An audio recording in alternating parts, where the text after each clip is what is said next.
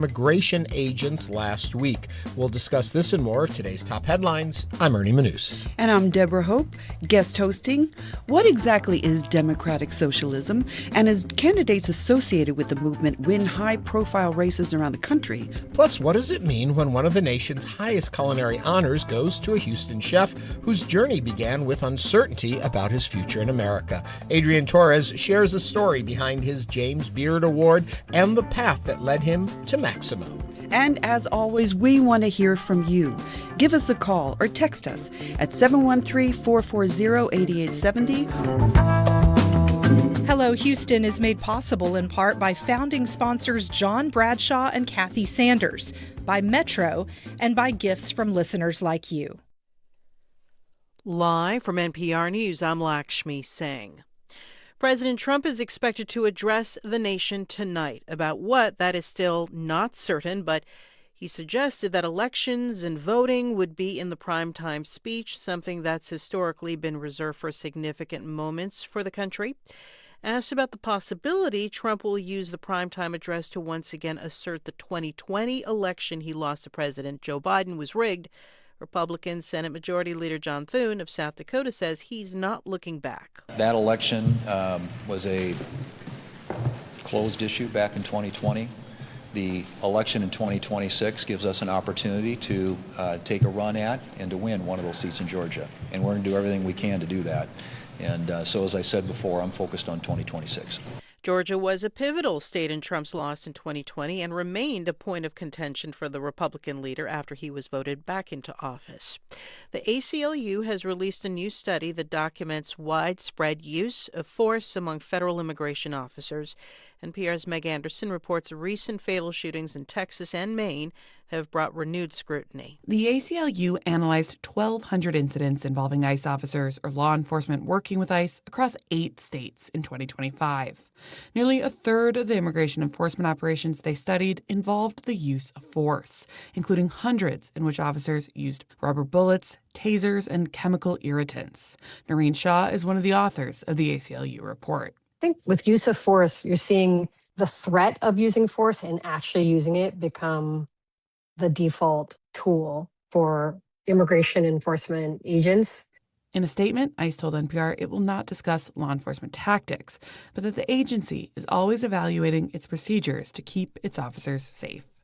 Meg Anderson, NPR News. Detroit, Minneapolis, Boston, New York, and Washington, D.C. are among major cities in the U.S. under air quality alerts because of heavy smoke from wildfires in Canada. NPR's Ava Berger says doctors are warning people to take the alerts seriously. A combination of extreme heat and dry conditions in Ontario and northern Minnesota led to raging wildfires. Then this week, weather patterns forced the smoke into the Great Lakes region and down the east coast of the U.S.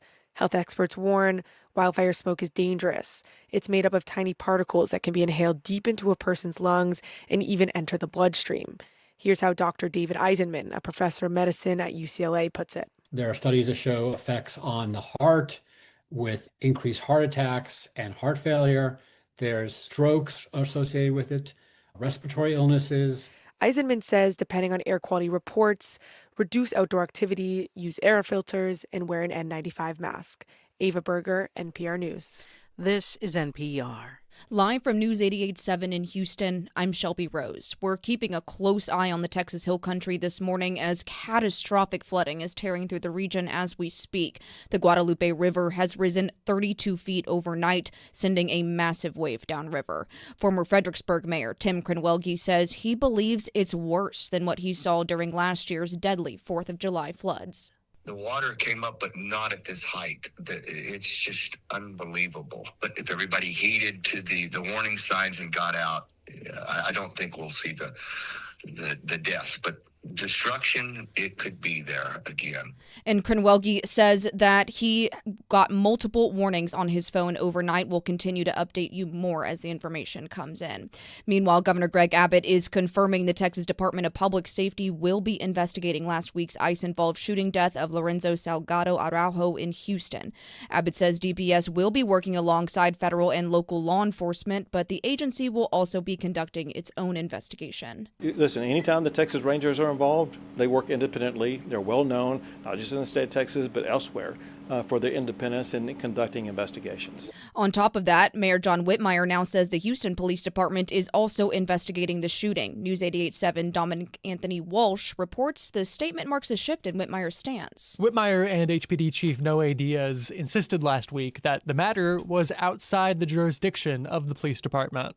But now, Whitmire says, quote, HPD is conducting an investigation. He also directed Diaz to ask the Texas Rangers to investigate. Still, Whitmire says they face limitations. We can't get to Homeland Security evidence unless they yield it, and we're working in that direction. The Department of Homeland Security has not answered questions about the status of its investigation into the shooting. I'm Dominic Anthony Walsh, News 88.7. And we've also learned the FBI executed a search warrant on Salgado Araujo's van yesterday. They say immigration officers allegedly found potential drugs. However, that claim is being disputed by the League of Latin American Citizens, who represents the family. I'm Shelby Rose, News 88.7. Support for NPR comes from Schwab, offering the Schwab Teen Investor Account, where teens can gain hands-on investing experience. It's co-owned by parents and teens, so parents can monitor the account while teens learn how to invest. More at schwab.com. This is NPR.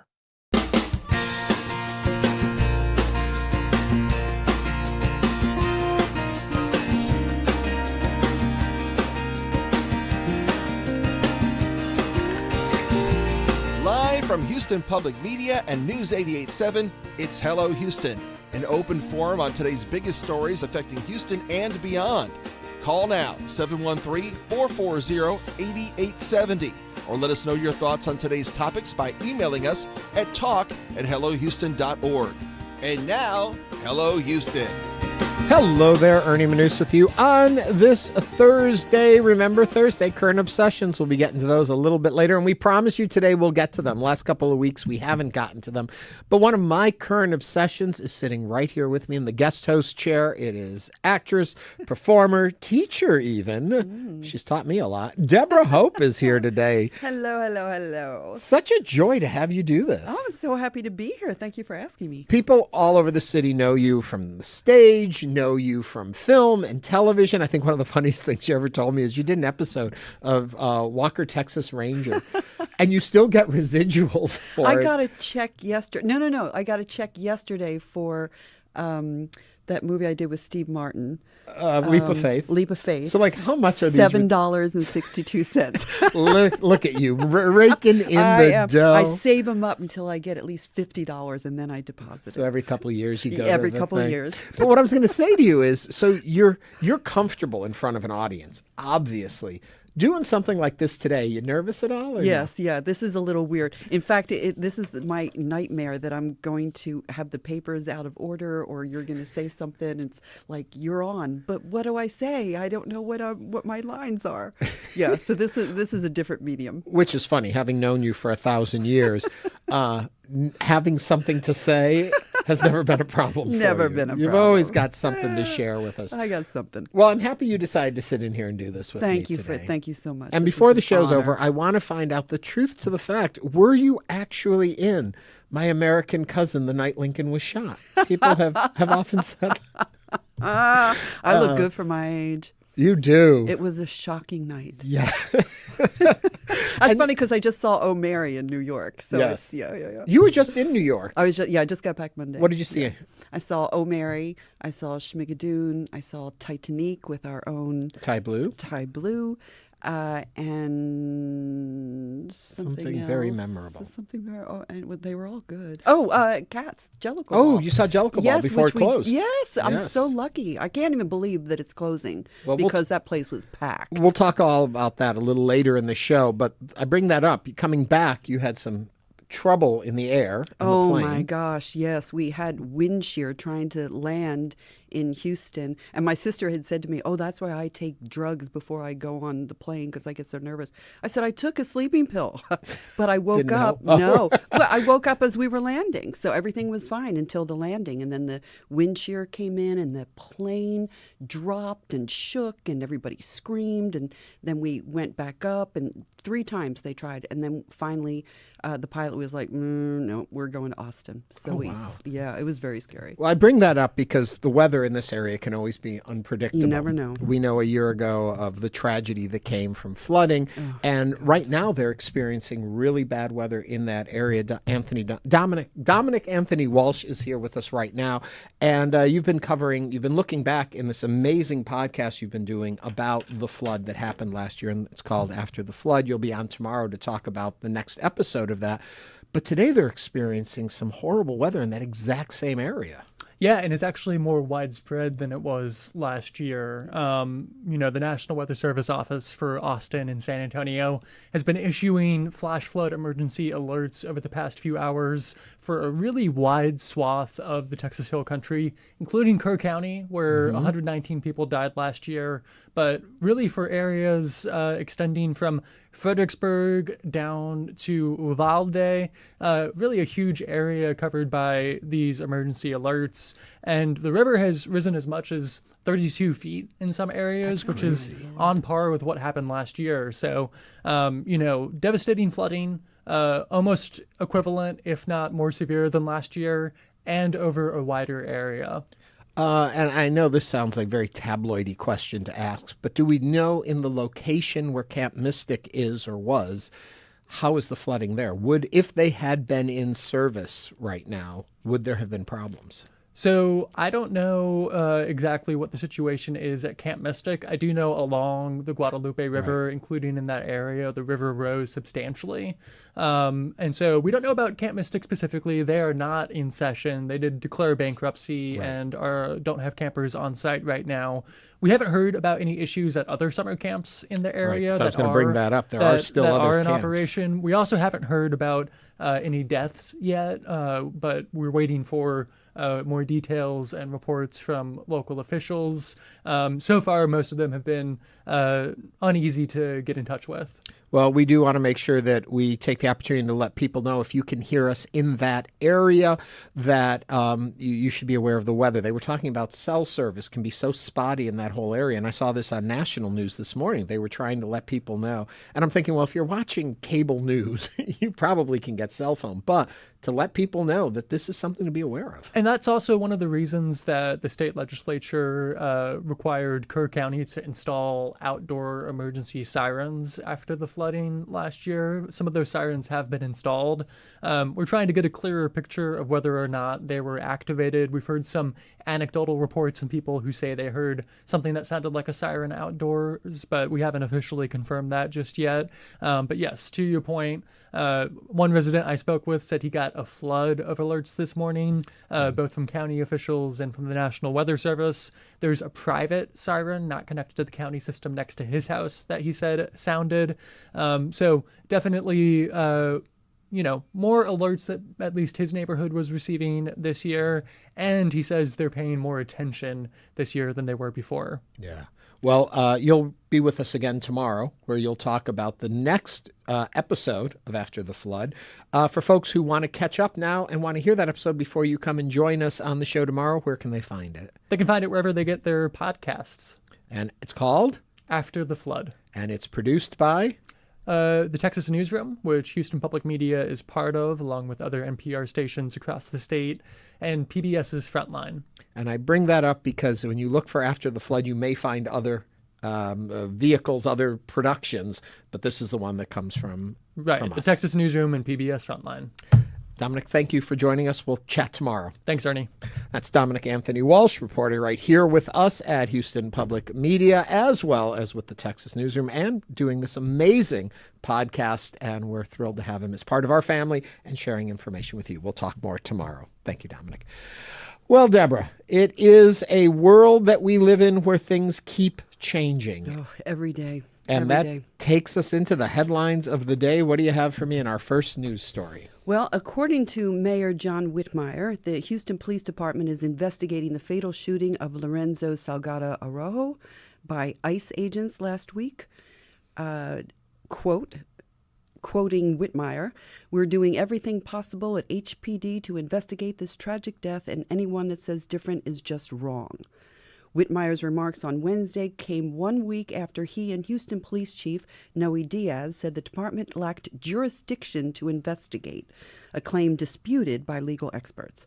Since then, Whitmire said, the city turned over 911 audio and Metro bus video footage to the Harris County District Attorney's Office, which is investigating the shooting, in addition to the U.S. Department of Homeland Security's Office of Inspector General. HPD also offered assistance last week to the FBI, which is probing the incident as a potential assault on a law enforcement officer. So what are your thoughts on Whitmire's turnaround? Call or text 713-440-8870. It is interesting. The mayor was very clear initially that they were going to stay out of the way of it. And now it seems to be a turnaround. I think the mayor would say, but that's not what was said. So there's a lot of that happens often in government these days. Well, there's a lot of backtracking, too, when something else comes out, and a lot of backtracking. Yeah. And it's also, I think, trying to find the right path to be on, what is going to, and it's sad because at the bottom of all of this, an individual in our community is dead now.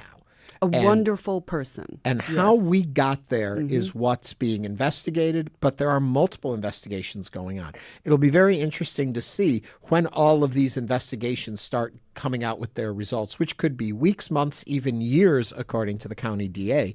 It'll be interesting, do they all come to the same conclusion? And I think you have to wonder about politically influenced decisions that may come, directions in which they investigate. If I understand correctly, the FBI is investigating this situation as an assault on an agent's life as opposed to the murder of an individual. Well, so they always go to it, you assaulted an officer, the officer was fearful for their lives. It always goes to that rather than the fault was with us. We're never going to say it was with us. So a question that often comes up too. So did the mayor make the right move? Is he in the right frame right now? Did he shift? Was this always his position and we just reported it wrong? What do you think? Give us your thoughts on Mayor Whitmire's, I guess they call it turnaround, 713-440-8870. And we'll see.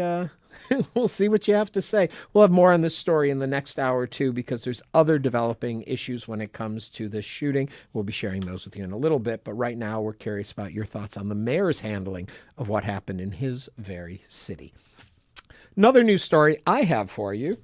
See what you think of this one. Texas is drawing plenty of new residents, but a new CNBC ranking says life in the Lone Star State comes with significant challenges. The Business Network has named Texas the, second worst state to live in 2026, only behind Tennessee. CNBC points to healthcare access, crime, workers' protection, inclusivity, and reproductive rights as major concerns. The report notes that nearly 17% of Texans lack health insurance, and many say they've skipped needed medical care because of the cost. It also highlights a shortage of primary care doctors statewide. But surprisingly, child care and air quality were among the few areas where Texans scored well. What are your thoughts? Is Texas that bad? What do you love about living in the state of Texas? 713-440-8870. Start sharing with us. You can call or text 713-440-8870. Okay, Ms. Hope, you have lived around. Does Texas deserve to be the second worst state? I wouldn't have said that 10 years ago. I would agree with that now because you look at what they're doing in schools, how they're doing textbooks and changing history and getting rid of programs and all of it is politically motivated. So yes, I would say, yeah, I agree with that. And in fact, I think most of the states, when you look at it, in the red states, the quality of life and the education level we're way at the bottom of all of that. But that is in the last, I believe, 10 years. Yeah. Yeah. I am surprised, though, in it that our air quality ranked high. That shocks me. That makes me think, do I believe the rest of this report? I mean, I guess I don't know what air quality is outside of the major cities. I guess we don't have smog. Right. I mean, it's hot and it's hazy because of the heat. But I guess we don't have the smog. Maybe that's it. But yeah, but if you go out, what is it? Not Pearland, but out that way, out west, yeah, or east of the city. Yeah. You can run into all the refineries, and then it looks bad. So I'm now questioning everything now. Yeah, that's a good place to be. We're just going to question everything. Well, and everyone should question everything. Yeah. What are your thoughts? Tell me, do you love living in the state of Texas? Do you say, no, we are not the second worst state? Have you lived in Tennessee? I'm curious. Roseanne Rogers was in with us for the last 2 days. She lives in Nashville. She lives in Tennessee now. Oh. And so I'm wondering, does she see that worse as living in Texas? I don't know. I enjoy living in Texas. Mm-hmm. Do we have our issues? Do we have our problems? Mm-hmm. Yes.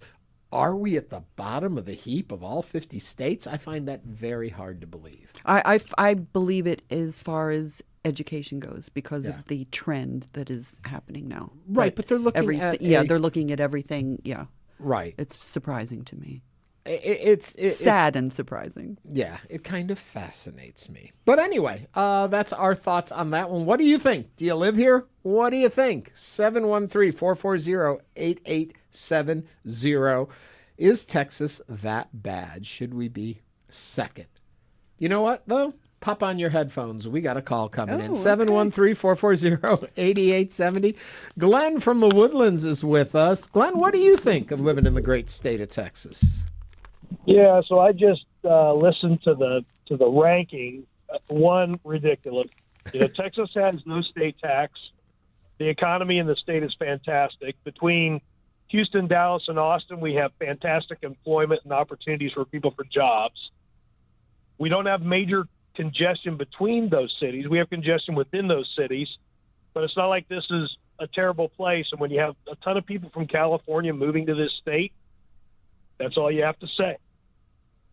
Glenn, thank you for those comments. I do go back, though, to the point, if it is actually true that nearly 17% of Texans lack health insurance, that's something we should be concerned with. I think that would make us question some of this and be concerned with it.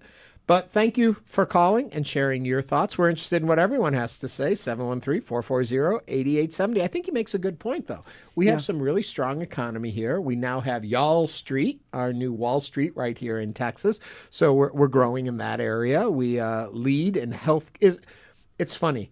We may lack in healthcare coverage, yet we lead in healthcare what's available to you. Availability, growth. Mm-hmm. What's the word I'm looking for? It's not coming to me. I know what you're saying. Research, all of that happens. We have a thriving medical center. And the medical so center is world class. Yeah. Anyway, we are going to take a quick break, though. Keep coming in with the comments at 713-440-8870. Coming up, James Beard Award winner and Maximo executive chef Adrian Torres is going to join us about how his life has changed since winning the award and going viral with his acceptance speech. All that more coming up right here on Hello Houston, 713-440-8870.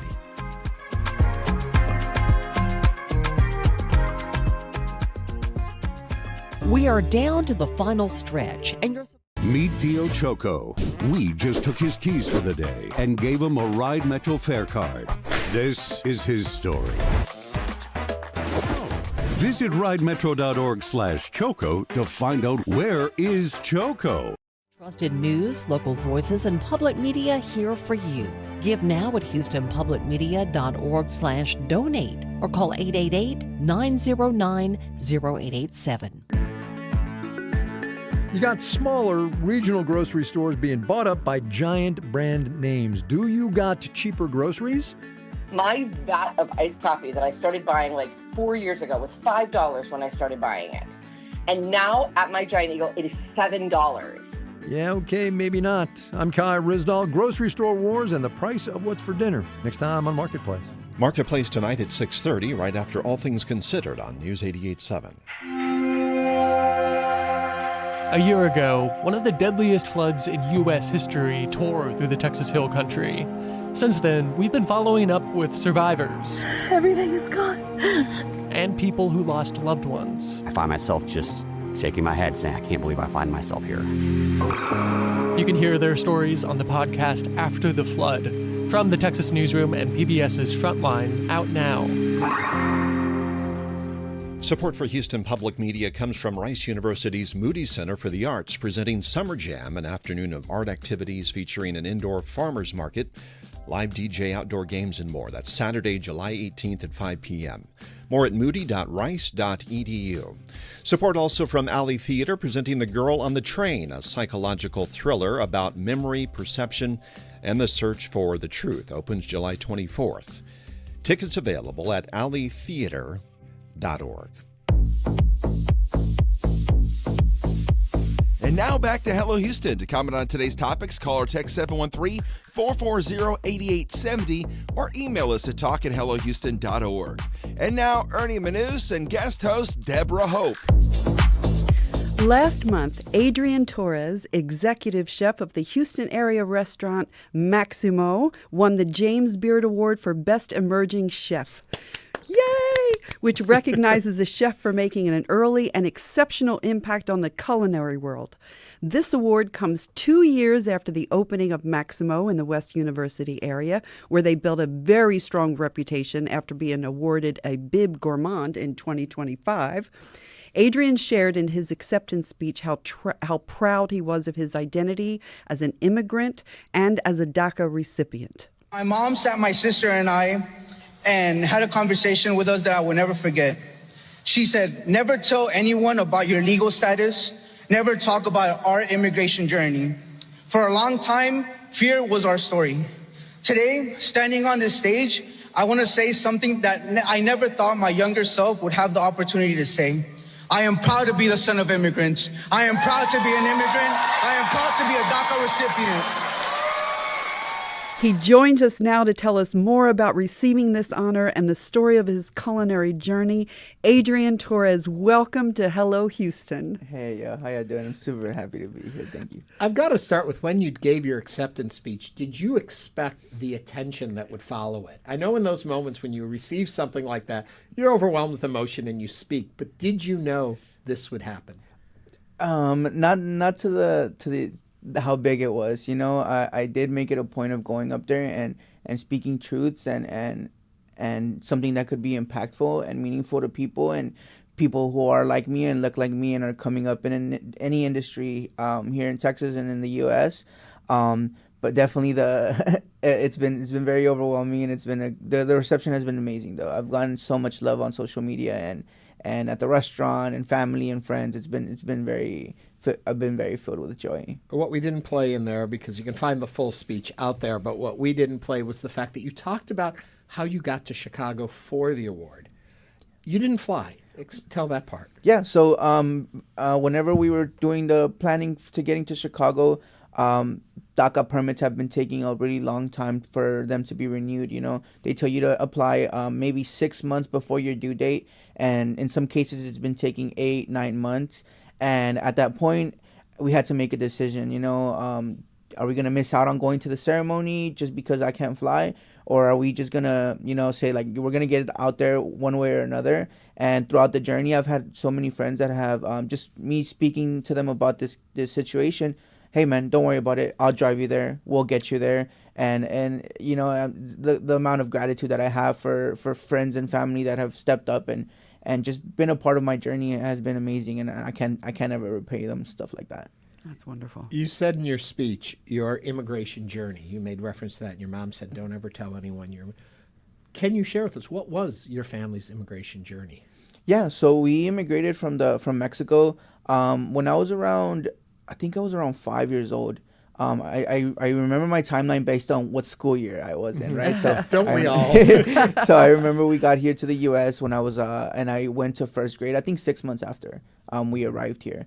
And it's just it's an Your parents undocumented when they came in? Yes, and so were we, right? So my sister and I, and they brought us in hand. I remember the whole trek of crossing the Rio Grande and kind of just stalling and waiting and jumping a fence into a park and just like all the uncertainties, right? At the time I'm 5 years old, so I'm kind of aware of what's going on, but I'm also like I'm not knowledgeable enough to know what's actually happening, right? So my mom sitting my sister and I down and having that conversation with us really, really kind of like in that moment, kind of brought perspective and made me be like, why? Like question it in a way, like why can't I talk about this? It's just something that happened. But as I've grown older and learned more about just the world that we live in, you're like, oh, there it is. That's why. Maybe it's not. It's something to keep hidden. It's something to keep a secret. It's something you don't talk about, right? Even like in high school, throughout high school, like I didn't know. Most of my friends didn't know my situation until it came down to like, hey guys, I can't go to the same college that you guys can, or those kinds of situations, because you don't talk about those things. And it's unfortunate, but that's why I've made it a point in this journey that I've been on for the last year and 6 months to any chance I get to speak about it, speak on it and bring awareness and let people know, just like, hey, you're enjoying this amazing food, but this amazing food comes from my hands, my immigrant hands, my parents' son who's an immigrant, they're immigrants, so it's just me doing the little bit that I can with cooking food. Do you worry at all this puts more of a focus on you, that it shines a bit of a light on you, and that maybe people are going to look for flaws in paperwork, problems in something because you're in the face of the direction a lot of the country is going? Definitely. Especially at the beginning of this journey, and I've spoken about this a couple of times. I have a friend whose name is Cesar. He's the director of Fiel. Fiel is a nonprofit organization here that helps immigrants, especially in education and in all parts of life. Every article that came out about me at the beginning of this journey was Chef Adrian Torres, 26 years old, DACA recipient, and that's when things, a year and a half ago, that's when things were very, very uncertain. There was ICE was out in the streets more so than now, I feel like, and I was like, dude, should I be scared? Like, should we back off? I still live at home with my mom. There's still situations going on around us, my staff here at the restaurant, and we sat down and he said, dude, you have a privilege, you have a stage, you should use it. You have a voice, use it. Mm-hmm. And ever since then, I have a voice and I'm using it. And I do have a little bit of privilege by having that little bit of DACA protection. So I'm gonna take that as far as I can, and just again, it's not a me versus anybody. It's just I want to bring awareness to my situation. Everybody talks about the American dream. I think I'm here because I believe in the American dream. My parents brought me here because they believed in the American dream, and I think I'm a great proof of what the American dream is. Before we move on from this part of the conversation, explain to folks listening who may not fully understand, what does it mean to be a DACA recipient? Where does that place you in the grand scheme of things? DACA stands for Deferred Action for Childhood Arrivals, which means my parents brought me here illegally when I was just a kid. I didn't have a choice in that, obviously, because as a minor, I didn't get to say, like, no, leave me here. I don't want to go over there. So yeah, and I grew up here. Again, I've been here since first grade. I can tell you more about Texas and U.S. history than I can about Mexican history. I've paid taxes since I started working at 15 years old. I pay taxes. You're an American. Basically, but I'm not usually seen as one. Right. And it's an unfortunate situation, right? There's a term in Spanish called ni de aquí ni de allá, nor from here nor there, because I've grown in the American ways. I'm accustomed to the American ways. But if I ever happen to go back to Mexico, I'm going to be seen as an outsider. I'm going to be seen as the one that left, right? And here, as much as I am in the American ways, I'm still an immigrant. I'm still a Mexican, or I'm still a brown kid. So, yeah, that's kind of what the DACA recipients. And again, there's like 800,000 of us that are in this kind of situation. And it's unfortunate. I was talking about the permits taking forever to be renewed.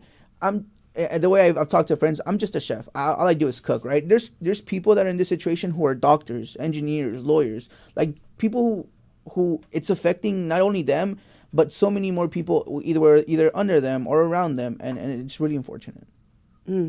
Thank you. We are speaking with Adrian Torres, a James Beard Award recipient and the executive chef of the Houston area restaurant Maximo. If you would like to join the conversation, call or text 713-440-8870. Okay, let's get over to the restaurant for a minute here. You know, I know this is a big part of the story and it's gotten a lot of attention, but what's really impressive is at your age, and I say that not in a disrespectful way, but oftentimes you think greatness comes from years of toiling and learning. And what gave you the insight to be where you are today and to understand flavor and food and this craft so well, so young? Man, it's very hard to just kind of pinpoint one thing, right? First and foremost, I tell guests whenever we talk to them, I learned what good food should taste like because of my mom's cooking. My mom's an amazing cook. She makes delicious food. All of our moms do, right? But my mom, you know, I'll put my mom against y'all's mom any day. Yeah, she's just an amazing cook, and I learned what good food should taste like, right? And I've been also just so not only lucky but blessed to, as I've gone in this journey in this career. I've gotten to work with so many amazing chefs. I've made so many amazing mentors that are still a call away from me. That I can say like, hey chef, I messed this up. How do I fix this? Or, you know, it's kind of those situations. And it's been the network and currently the restaurant group that I'm in. You know, I'm working with Chef Seth Siegel Garner, who at some point here, not too many years ago, he was the chef of one of the best restaurants in the nation. So I have such a great team behind me, and I get to lead an amazing team. I've built a great team, and I think it's a lot of that. It's a lot of the people skills.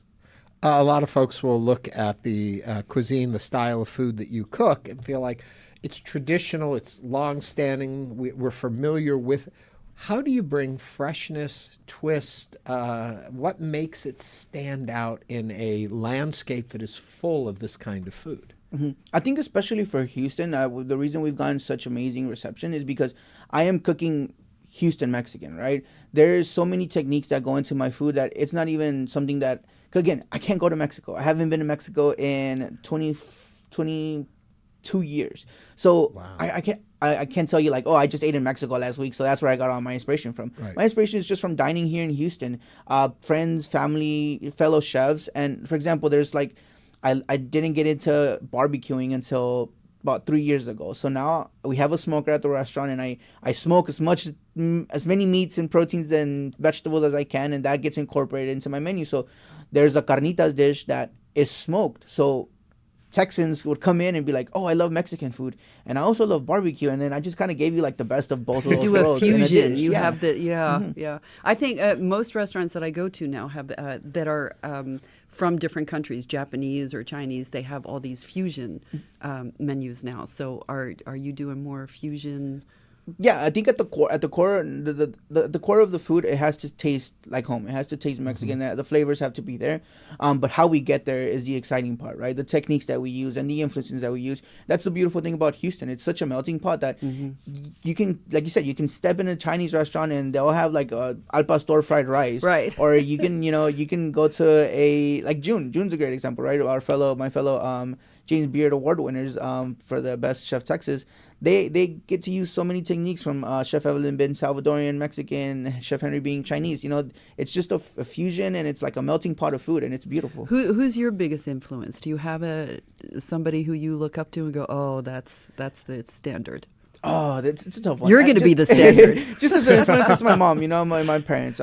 They made a big sacrifice coming here, and I've always made it a point to hopefully make their sacrifice worth it. Aside from that, you know, Chef Seth right now, he's someone who's just throughout this journey again just pushed me along, and when I didn't want to be pushed, he's pushed me. When I needed to be pulled, he's pulled me. So that's someone who's definitely been on my corner this whole time for anything, ready to be tagged in. I want to remind folks, if you want to talk to Chef Adrian, give us a call, 713-440-8870. We got a text that came in from Jen in Clear Lake, and she says, please tell that young man, that means you, Chef, that he is not an outsider. He is not alone. He is a precious part of this community. If anyone says otherwise, that person is just foolish. No, thank you, Jen. That's again, I've received 1,000 messages like that, and it's just been. again, we've probably cried every day since we came back from the James Beard Awards at home. So it's very beautiful, and I'm very appreciative of the community. Alex Garza sends in a message that says, and help me here, I didn't know this. Adrian, Cake Boss inspired you as a kid. What's your go-to guilty pleasure to bake now? What's your connection with Cake Boss? So my dad lives in Dallas, and I have a bunch of cousins that are my age out there. Shout out to my cousins. And, hello. So when I would go out there, they would have cable TV, so we would sit around and they would watch Cake Boss, and seeing just like these beautiful artful, beautiful cakes kind of made me fall in love with it. So I came back to Houston and immediately started bugging my mom, like, hey mom, I want to make a cake, or I want to make, I want to bake something. And she taught me how to make cheesecake. And from there, like, I remember I was going to the store and she bought me a couple little aluminum pans, and we bought cake mix, and that's kind of where just a little bit of me just being in the kitchen started. My guilty pleasure, I would say, pan dulce. I mean, I know it's not cake, but I love me some pan dulce. Okay, kind of an unfair question, but I got to ask. You've had so many successes. Tell me about something you've created in the kitchen. Just couldn't get it right. What was something where you're like, I don't know why this isn't coming together for me, but I can't get it there? Oh, man. It's funny enough because it is probably desserts. Again, as I did start baking, but I was never like the best baker. When I went to sign up for culinary school, they were like, do you want to go to the pastry program or you want to go to the culinary program? And I went to the culinary program just because they said, like, it's an easier route and then you can come back and do pastry. And so there was this... there's arroz con leche, arancini that I wanted to do at the restaurant. So again, the fusion, right? The arancini being like an Italian thing with arroz con leche, that's like just like a comfort dessert. And I wanted to like fill it with like white chocolate and wanted to like melt and ice cream. And I just kept trying Perfect it. Theory. Perfect theory. Just couldn't get it to work out. It's still on the list though. We'll get there one day. I ask you that question because I think a lot of people are scared to experiment in the kitchen, to try new things. You get in a rut and you do what you've always done. And a lot of what makes great dishes is that trial and error to get to what you want. What advice do you give to home cooks to perk up their menu for the family? Oh, man. Just don't be scared of the heat. I think that's one of the things that, the pan, you get it a little hotter. I promise. Because sometimes, I've seen people do steaks and they're scared of getting the pan too hot, or, the meat kind of just ends up, steaming and you don't get a crust. So just don't be scared of the heat, and don't be scared of salt. I'm afraid of spices. Things that are too hot for me, spicy hot, I can't eat it. So there's like, oh, you're missing out. I think I've missed out. I don't know how to get past my palate saying your mouth is on fire and never do this again. Well, there are dishes where your mouth is on fire and never. Definitely. What's too hot for you? Oh, I'm not a big spice guy. I'm No, not too big on that makes spicy. me feel better. I can eat spicy. I do need a little bit of heat in the background, but I can't. I have friends and family who just drench their food in hot sauce, and they're just sitting there just super spiced out, and I can't do that. They're ruined. That usually ruins my appetite. Okay, I feel better. Well, I'm going to say salt. I don't know how to salt my food. If I either over salt it or I don't salt it at all. And I figure if I don't salt it at all, that's better because then people can salt it at the table. But it's important. It's important to salt when cooking because that has all of this is chemical reactions and such, and you want that salt in there, correct? Yeah. The part of the flavor development, right? It's something I've learned is there's also times to add salt. For example, Chef Thomas Billy, who also won a James Beard Award a year ago for Best Chef Texas. Usually, we try to salt at the beginning, and we were cooking mushrooms. And when you salt mushrooms at the beginning, it immediately draws all that moisture out, and you don't want that. You want to build a bit of a crust first on the mushrooms, and then you want to salt those at the end so that all that moisture doesn't get drawn, and they get, again, steamy or sweaty. Culinary is science. Yeah. Mm-hmm. And as much as I'm sitting here thinking, well, that was an interesting story about mushrooms, what really took me in that story was also a James Beard Award winner. Every time you say that, you get a little chill knowing I'm in this. He's with all the cool kids now. Yeah. No, it's something I keeps me up at night sometimes thinking do I deserve this? You absolutely deserve this. But it's been, I'm doing my best that I can. Do you think you have imposter syndrome? Oh, definitely. No. As we wrap up this wonderful chat with you, a message to people out there right now who feel maybe they don't belong or are scared to recognize their journey and their history. What do you say? First and foremost, don't live in fear. That's one of the hardest things that's one of the things that has been going around a lot lately. for example, my sister at some point, she was scared to take her kids to school. And just hearing that, especially so close to me, really broke my heart because we shouldn't live like that. You know, we're not doing anything like taking your kids to, there's nothing wrong with taking your kids to school and going shopping and going to work. And it's unfortunate that we have to do that, but just don't live in fear, man. Just be happy, put your best foot forth every morning, and continue to go out there and work as hard as you can and do the best that you can. And use your voice. If you get a voice, you know, we have a choice to use it or not use it, but I'm choosing to use it. And we I hope wouldn't have all these does too. wonderful things in our country if it wasn't for immigrants. So it's just kind of crazy that we're at this point right now. So And it shows that the American dream still is out there. The quote-unquote American dream is still out there for anyone who works hard and has a dream and really can go for it. Yeah, and if I'm, you know, not to toot my own horn, but if I'm not living proof of that, then, you know, what are we hoping for? Oh, you toot your own horn. That's why you're here on our show today. That's right. Adrian Torres is a James Beard Award winner and executive chef. I just love saying you're a James Beard Award winner. It's so cool. An executive chef at the Houston area restaurant Maximo. Coming up, we are going to be talking with Ricky Sanchez, the co-chair of the Houston Democratic Socialist of America, about what's that organization's mission and what does the current Democratic Socialist movement mean? We'll find out right after this. This is Hello Houston on News 88.7.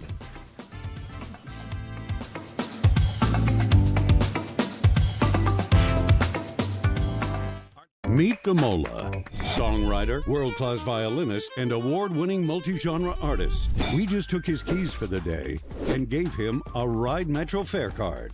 Visit ridemetro.org/Demola to learn more about his ride. My birth country. I'm talking to another subject of the crown who had to absorb this blow in person and nonetheless perform professionally. Adrian Healy is in Atlanta dealing with the aftermath. Once again, football is not coming home, Adrian. It is most certainly not, Jimmy. Not going home to England anyway. Argentina through to the final. They have shown themselves to be the true mentality monsters of this World Cup. Once again, finding a way to dig deep and come from behind.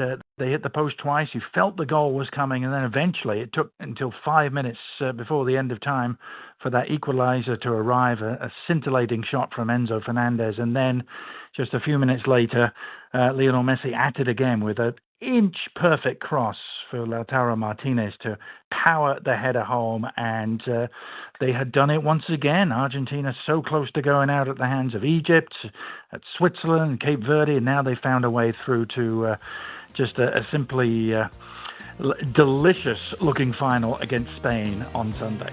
Adrian Healy in Atlanta. That game kicks off at 3 p.m. Eastern, 2 Central, noon Pacific.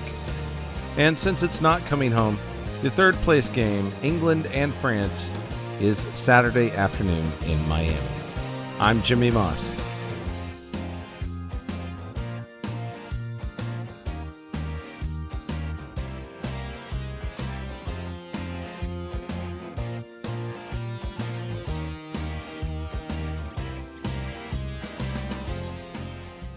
Support for this soccer update comes from Karbach Brewing, makers of Hopadillo IPA, hosting summer soccer at Karbach, featuring live matches on a 14-foot LED screen along with internationally inspired food and drink offerings. And now back to Hello Houston. To comment on today's topics, call or text 713-440-8870 or email us at talk@hellohouston.org. And now, Ernie Manouse and guest host Deborah Hope. What do U.S. Representatives Alexandria Ocasio-Cortez, AOC, Rashida Tlaib, and Bernie Sanders, as well as mayors Zohran Mamdani, Emma Mulvaney-Stanak, and Katie Wilson all have in common? The term Democratic Socialist is often used when describing them. Democratic Socialists of America is a growing political movement gaining much traction but often misunderstood. Who exactly are they? What do they actually support? Joining us now with those answers and more is Ricky Sanchez, the co-chair of the Houston Democratic Socialists of America. Ricky, welcome to the program. Thank y'all so much for having me and inviting me. I'm happy to be here and talk about the movement, the organization, and give people a more clear idea about what democratic socialism really is. And it's gotten a lot of attention lately, especially with the mayor of New York City. He really got the focus, I think, on the whole situation. Definitely. But the reason I was so anxious to have you folks on was to talk about the misunderstanding of what this means. A lot of people, especially on the right, are going to paint this as much further extreme than what it actually is that you folks support. Oh, they and go look straight for. to communism. Yeah. Talk a little bit about what the ideals are behind the Democratic Socialists. Well, I'll say, like, first and foremost, I think the democratic part, like democratic socialism, is not just for show, and it's very different from how you might say the capital D Democratic Party, I think, because we see democracy as a principle, as a political principle that we hold as fundamental. So both within our own organization and our vision for society, we believe that democracy is the aim and what we're trying to do. So internally, we're member-funded, member-led, and every member has like the same right and equal say in what the organization does. They have the same right to put forth proposals and get people to, take certain actions, and we like deliberate and discuss that, and that's how we decide what it is we're going to do. And in the same way, our mission as the Democratic Socialists of America is to organize the working class by and for itself, because the working class is the vast majority of society. Like, if we really lived in a democracy, then it would be the working class that's making the decisions. And so our aim is to build a party whose goal is to bring about a democratic society by and for the working class. So we're workers fighting to transform society, win democracy, and transform it along those lines. There was a blogger that posts on X, and I want to read you his post and then help me through it here. Democratic Socialists like AOC and New York City Mayor do not believe what democratic socialist countries throughout the world do. In fact, it's a stupid name for the party. They aren't socialists. They believe in social democracy, similar to Norway, Denmark, Finland, and Iceland. These countries are capitalists. They just realize that income disparity can't keep getting greater without society helping those who can't afford health care, childcare, and retirement. They should maybe rename themselves to Social Democrats. Well, I think so. DSA sees itself as a Big Tent organization, so we invite people from all along, like those who identify as socialists, from Social Democrats to more those that are more far left who might even identify themselves as communists. But we see that as a strength because it's through that shared deliberation that we can come to what we see as like some common ground that can push for effective political change. So I would say we do go further than just social democratic countries, because we do believe not just that the bosses are the problem at the end of the day, and it should be workers making decisions on how we make things. What sort of things are we making? For example, as a society, it's vastly unpopular for us to be sending billions and billions of dollars to Israel every year to fund the genocide in Gaza and against Palestine. And yet we have no say as people in this country over what our foreign policy looks like or where those weapons are made. So why are we manufacturing weapons, right? Who is making the decision to send this money to make these weapons that only cause death and destruction, when as a society instead we could collectively make those choices and say, what is it that we want to make, like, for ourselves? Like, what is it that we would want to spend our energy and our resources on? That's not an option that's currently available to us. So having a real democratic society means extending these decisions into the economic sphere and putting those decisions in the hands of those who are actually doing the work. Like, the working class is the one who makes these things. So we should be the ones who also make those decisions. If I hear what you're saying there, and for me it sounds a bit like, it does feel as though an early communist movement where it's the workers' rights and the workers' control beyond, and that all things belong at that level. Am I missing something, or is that what you're saying? I mean, fundamentally, we believe that it's the principle of, like, from each according to their ability to each according to their needs. Like, we are supposed to be able to offer what we can as people and receive what we need in turn. And that's the ultimate goal for society. And that means that the people who make things need to be the people who make those decisions on what is made. And that's the workers, that's the working class, the people who go in, day after day, work, blood, sweat, and tears, and we only get, a portion of what the effort that we're putting in. We're getting like the scraps, and then the rest is going to the bosses, to the capitalists, and that's something that, again, if we really lived in a democratic society, we would all have a say in how those resources are used and how we would make decisions on that. We are speaking with Ricky Sanchez, co-chair of the Houston Democratic Socialists of America. If you would like to join the conversation, call or text 713-440-8870. Let me ask you, if you're looking at how the mayor of New York City is doing, how much is falling in within the ideals of this party? How much is that title has been put on him, but you're not seeing that delivered, or are you? How do you see him? I mean, there's definitely, I said, like a lot of internal deliberation, and some of it is just, unfortunately, like learning on the job. This is a huge breakthrough for the organization to have someone like, in charge of the mayor of New York City.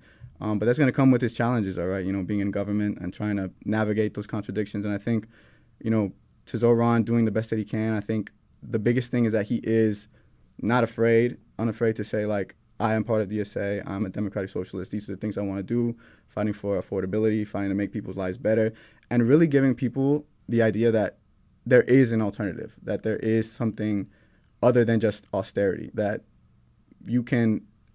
there's a vision for a society that actually makes your life better, instead of just saying we can make your life not as bad as, or just a little bit less worse, right? That there's something positive to build for, and then instead of just constantly managing like things getting worse and worse. When you talk about putting everything back into the people's hands and we should be the ones making the decisions, how do you, if you're not educated in that particular field, how are you going to make a decision about what is going to happen on that level? Yes, we're going to be the workers, we're going to do it and let us know what's happening. But if I'm not educated in that field, how am I going to make an informed decision? I mean, talking about education, you can see how even right now public education is being gutted. It's being taken away as a fundamental right for people to have. And I mean, that's one of the things where you spend your whole life or most of your days, like, as a working class person, just trying to get by. You really have energy at the end of the day. You're working for someone else and you get, pennies on the dollar for it. Where's the time for education? Where's the time to learn about these things? That's one of the fundamental rights I think we do believe in, is people to be educated and to be protagonists. I think that's a word that we really like. But you'd have to have one happen first before you can, decades later, say, now you're educated enough to make these decisions and we'll make our own decisions. Well, I think, again, on the principle of democracy, I think that I don't believe in any specific elite group of people having some inherent understanding of how society should work better. I think that I do believe that democracy, that the majority making the decisions, will produce much better results than somehow entrusting it to some group of experts. I mean, is how the world we're running right now, is this like a world run by experts? Is it running well? Like, no, I believe that if the majority of people were really given equal say and equal right, and then also given the time to like really learn and encourage like to develop, I think they would have a much better go of like running the world and how it would actually look. That's going to take time. Yeah. Let me ask something really quickly before we run out of time. There are critics out there, especially even on the left, who would say right now is the prime opportunity for Democrats to get control of the House, possibly the Senate, that things are lining up, that this movement being so vocal and significant right now could splinter the Democratic Party and once again hand leadership back over to the Republican Party. How do you address those critics? Please don't do that. Well, here's the thing. I think, we see right now, even in the past week, like 3 men murdered by ICE. We see that there are real cost of life to this. Lorenzo Salgado here in Houston. You see someone like Mayor Whitmire saying, well, we just want like a 90-day moratorium so that ICE agents are more effective. And, and that's the kind of thing that just cannot stand, right? There's not a time for trying to play this political game when that's the kind of response that, like, we see just how drastic it's gotten, just how serious the situation is getting, and the response is, well, we just want a more effective ICE, right? We just want a more effective system, and that's just unacceptable in terms of like, no, we need to get to the root of these problems. If that's the response our politicians are giving us, then we are going to do what's necessary to make sure that our like movement and our politics are known and understood, that we need a fundamental change here. Ricky Sanchez is the co-chair of the Houston Democratic Socialist of America. Thank you for coming in and helping us understand your folks' point of view. Coming up, we've got more of the show. The second hour is coming. Deborah's going to stay with me. And get your current obsessions ready. We want you to share them with us. Start mailing them in at talk@hellohouston.org. We'll be right back. Stay tuned. There's more Hello Houston on the way. For the latest in local news, subscribe to the Hello Houston daily newsletter at houstonpublicmedia.org. Hello Houston is a production of Houston Public Media. The opinions expressed by the guests of this program are solely their own and do not represent the views of management, staff, or underwriters of Houston Public Media. This is News 88.7. Houston, this is the moment to give. Just $650,000 remain to reach Houston Public Media's Resiliency Fund goal. That's 15% left. Help keep Houston informed. Give now at houstonpublicmedia.org/donate. Clouds the rest of the day, the high around 91 in Houston. Tonight's low around 79 with partly cloudy skies. Then tomorrow, 93 the high, partly sunny, a chance of thunderstorms. 88 degrees here at the University of Houston. This is your NPR station, KUHF Houston, News 88.7. It's a service of the University of Houston. It's 12 o'clock. Just ahead on this hour of Hello Houston, the FBI is investigating the potential drugs in the van involved in last week's fatal shooting of a Houston man by ICE, according to an affidavit obtained by Houston Public Media. We'll discuss this and more as we continue diving into the top headlines of the day. I'm Ernie Manouse. And I'm Deborah Hope, guest hosting. Can a nearly 80-year-old Houston theater avoid demolition and become the city's next great cultural hub? Maureen McNamara joins us with a crucial Garden Oaks Theater update and details on a special event featuring hometown filmmaking legend Wes Anderson. Plus, it's Thursday, which can only mean one thing. It's time for us all to share our latest current obsessions, and we want to hear from you. Start emailing them to us at talk@hellohouston.org. Hello Houston is made possible in part by founding sponsors John Bradshaw and Kathy Sanders, by Metro, and by gifts from listeners like you. Live from NPR News, I'm Lakshmi Singh. The White House says it now has another 60-day clock to use military action against Iran without congressional approval.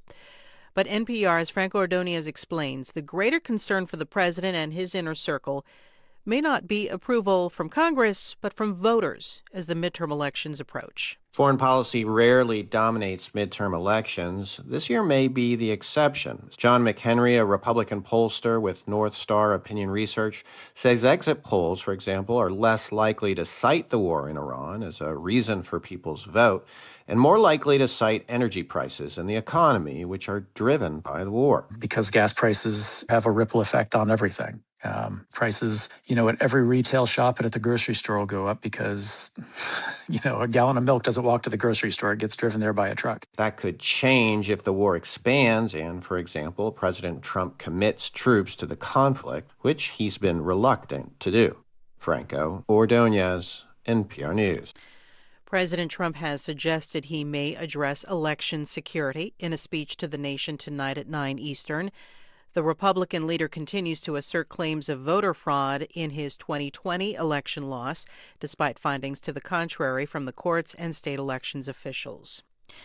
The administration issued subpoenas to reporters who wrote about security concerns involving the new Air Force One. In a video posted to social media, Joe Kahn, the executive editor of the New York Times, responds to what he calls a naked attempt to intimidate the newspaper. Last week, the FBI and some senior administration officials asked the New York Times to disclose the sources who provided us with the information about the problems on the new Qatari-donated 747-8 jet that President Trump was using as Air Force One. They also tried to keep the New York Times from publishing this information. Kahn in a video posted to Instagram. Major floodings continuing across a large swath of Texas after a weather system inundated the state for the last few days. Governor Greg Abbott says at least one person has died. Texas Public Radio's Jerry Clayton has the latest. More heavy rain has fallen again, prompting evacuations and high water rescues in places like sections of the Guadalupe River, which has now seen higher water than last year's tragic flood. Officials have closed stretches of major highways. Emergency management officials have advised many residents in hard-hit areas to shelter in place unless they're in immediate danger. Forecasters say some areas could see an additional 10 to 15 inches of rain. I'm Jerry Clayton in San Antonio. At last check on Wall Street, the Dow was up 126 points at 52,784. From Washington, this is NPR News. Live from News 88.7 in Houston, I'm Shelby Rose. Governor Greg Abbott has just announced at least one person has died in the catastrophic flooding happening in the Texas Hill Country. The Guadalupe River has risen 32 feet overnight, sending a massive wave downriver. Eric Platt is a meteorologist with the National Weather Service. Very high rainfall rates, 4 to 6 inches per hour in some of these cells. And that activity is just persisting through the morning hours. So just advise folks to just travel is highly discouraged. And 2 emergency shelters have opened for people who have been displaced. Stuart Gross, a code enforcement officer in Ingram, Texas, said the damage is more significant than the deadly July 4th floods that hit the area last year. My neighborhood, I've lived there a long time, never seen it flood. It flooded today. It was crazy. The river's up. It's crazy, and it stopped raining for a while, and now we got another wave coming in. But back here at home, we have updates to the multiple investigations into the shooting death of Lorenzo Salgado Araujo by ICE enforcement officers. The Texas Rangers say they will investigate the shooting after the state originally said that would not happen. That means the Rangers will have access to all evidence collected by the federal government so far and conduct what they say will be an independent, fair investigation. This happening after a request was made by Houston officials to get involved. And in a reversal, Mayor John Whitmire says the Houston Police Department is now conducting an investigation of their own. He initially said the department lacked jurisdiction. Still, Whitmire says HPD has limited access to evidence. We have done everything in regards to an investigation by HPD that is possible. The FBI is also investigating the presence of potential drugs in the van involved in the shooting. The Bureau executed a search warrant yesterday of Salgado Araujo's van, and immigration officers allegedly found, quote, what appeared to be a white crystal-like substance in small bags, end quote.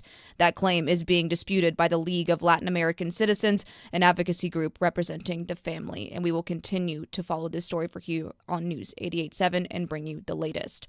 I'm Shelby Rose, News 88.7. Support for NPR comes from NPR stations.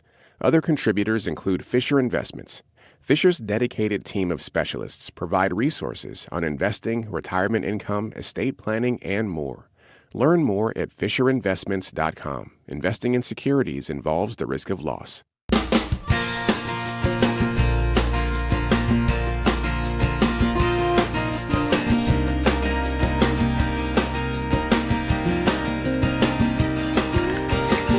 Live from Houston Public Media and News 88.7, it's Hello Houston, an open forum on today's biggest stories affecting Houston and beyond. Call now, 713-440-8870, or let us know your thoughts on today's topics by emailing us at talk@hellohouston.org. And now, Hello Houston with Ernie Manouse. Hello there, Houston. We're into our noon hour, and it's not me alone. No. Award-winning actress, goddess of the stage. I'll take it. Yes. Deborah Hope is here with us, and she's filling in our special guest host chair today. Hello, darling. Fun to have you here. Oh, it's fun to be here with you. And I've probably told you this before, and I'm going to say it publicly yet again, that as an actor, you are one of my favorite performers, and I'm talking across the board from the films, television, everything. I have been amazed time and time again when I've seen you take on a character and inhabit it in such a way that I think, where is my friend Deborah? Where did she go?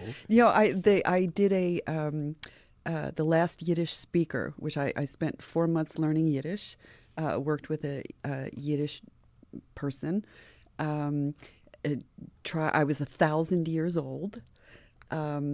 It took me months and months to get there. And a friend of mine had come to see the show, and she said, "I knew you were in the show, and I kept waiting for you to show up."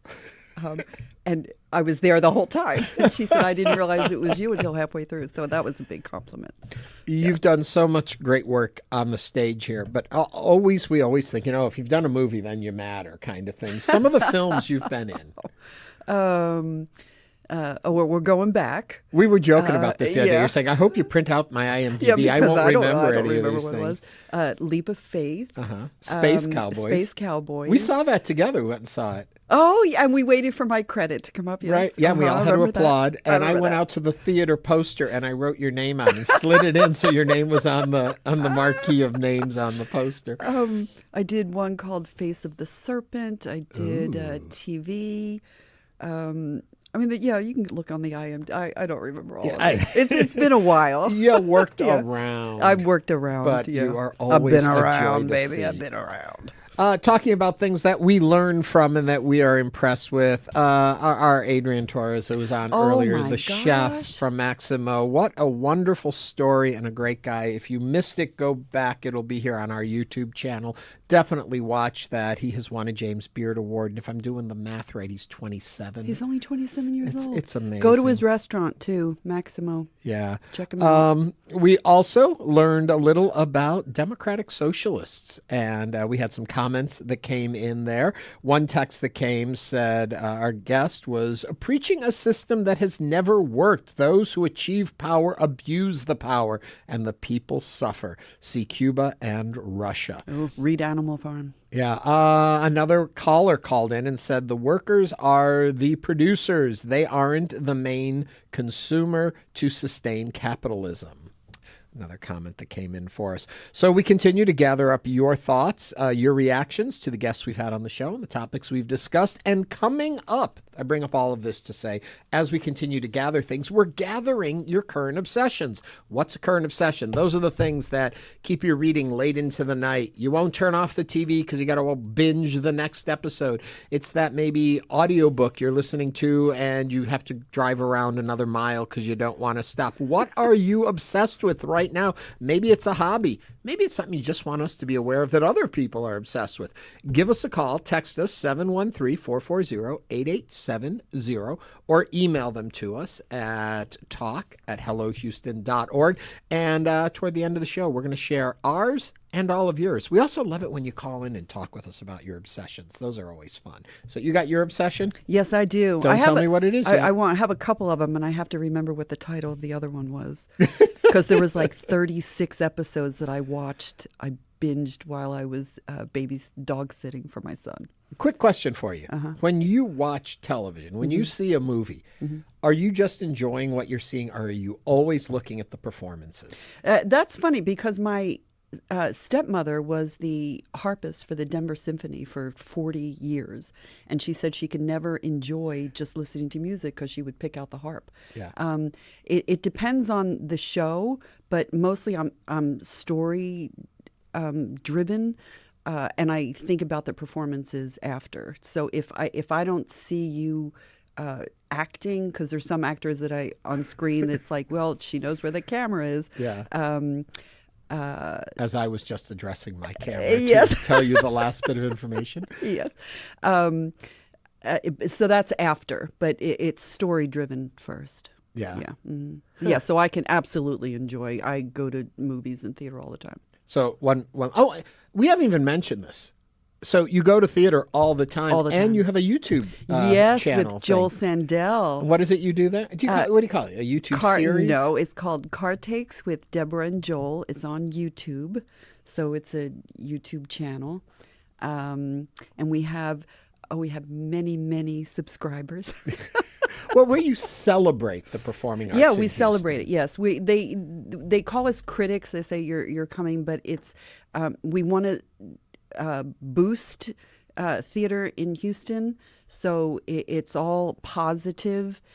If we have anything negative to say, that's said in the car before we say anything, or we don't do a car takes if we both agree that we didn't see anything. Yeah. We won't say anything rather than criticize it. But it's great in celebrating theater here in Houston, as we celebrate it right here on the show all the time. But coming up on the show today, I say but like that. Coming up on the show today, talking about theater, the Garden Oaks Theater. We have so far saved it from the wrecking ball to this point, but we still need help out there. And so we'll be talking with Maureen McNamara from Art House Houston, which is working really hard to save the theater. And they've got a very special event happening here in Houston tomorrow. And I'm not supposed to give it away, but I'm going to say Wes Anderson is going to be there. Wes Anderson. Yes. We love him. We do love him. So we'll be talking with her in just a little bit and current obsessions. But that means it's time to go back into the headlines of the day. Take us in. All right. The FBI is investigating the presence of potential drugs in the van involved in last week's fatal shooting of a Houston man by ICE, according to an affidavit obtained by Houston Public Media. A search warrant, which Houston Mayor John Whitmire said was executed Wednesday morning, was filed in the Southern District Court of Texas by FBI Special Agent David McNeely and signed by Judge Richard Bennett. The search warrant alleges immigration officers discovered, quote, what appeared to be a white crystal-like substance packaged in small bags, unquote. Lorenzo Salgado Araujo was driving the van last Tuesday morning with 3 passengers when he was shot and killed by ICE during what ICE called a targeted enforcement operation. The League of United Latin American Citizens, an advocacy organization, is representing Salgado Araujo's family. And speaking with Houston Public Media, David Cruz, a LULAC spokesperson, said that LULAC does not believe the drug allegations. So what are your thoughts on the latest developments? Call or text 713-440-8870. I am concerned by this development. I am very dubious. One ripple in all of this, or wrinkle, is the fact that if in fact there are drug charges involved in it, it makes deportation easier for the other 3 men that were in the van. And so the introduction of drugs would aid in that regard. The bigger point that needs to be made is, regardless if there were drugs or not, if there were drugs, they were not known at the time. They were not the reason for the pulling them over. It is a separate storyline that does not play in the main narrative of what happened to this this gentleman from our community. And well, we're at the point where it's shoot first and ask questions later.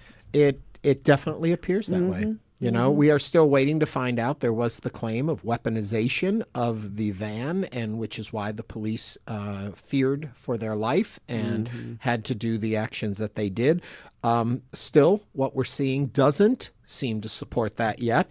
And so then suddenly this appearance of the drugs in the van is disturbing.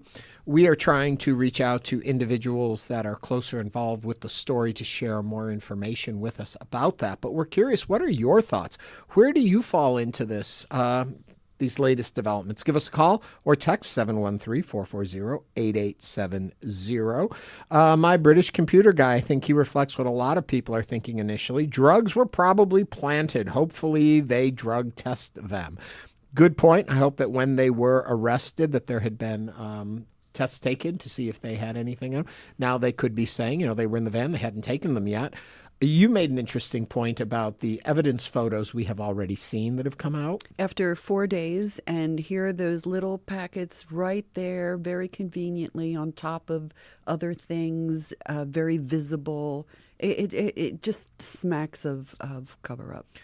I would say, knowing nothing, and if you know me, you know I have no understanding of the world of drugs. I don't know any of it. I don't know the terminology. I don't know what you do. But from what I've seen from films and movies and friends I may have known, you wouldn't have drugs like that laying out, first of all. Second of all, no matter who would be chasing your vehicle, even if you knew or did not know who these people were, you would pick them up and put them in your pocket or put them somewhere or hide them under a floor or something. You wouldn't, because you would know that is a serious problem to have that exposed. So them just sitting out the way they are just feels convenient, very convenient. But then again, are we living in a world where we think everything is a conspiracy and so we have to build a bigger story around it to understand? Well, I think the way our FBI, or who's in charge of our FBI right now and who's in charge of things right now, everything is suspect because they live and work and grovel at the feet of one person. I will say it's always the thing that I go back to. My Judge Judy rule. You lie to Judge Judy once, she doesn't believe anything else you say.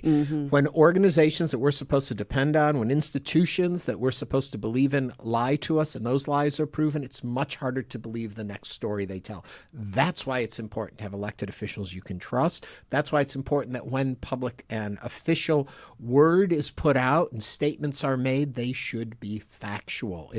We need that for society. 713-440-8870. Millie from Kingwood is on the line. Millie, what do you think about all of this? Well, you said just exactly what I called to say. I really think the whole thing is suspect. And people don't put their drugs on the dashboard, I don't think. I think when we're trying to hide something that's illegal especially, we don't put it out in plain sight. And so irregardless, I'm using irregardless. Regardless. They that does not equate. The punishment didn't match the crime there. I hardly believe anything the government has said about this case. And we may not ever hear the truth.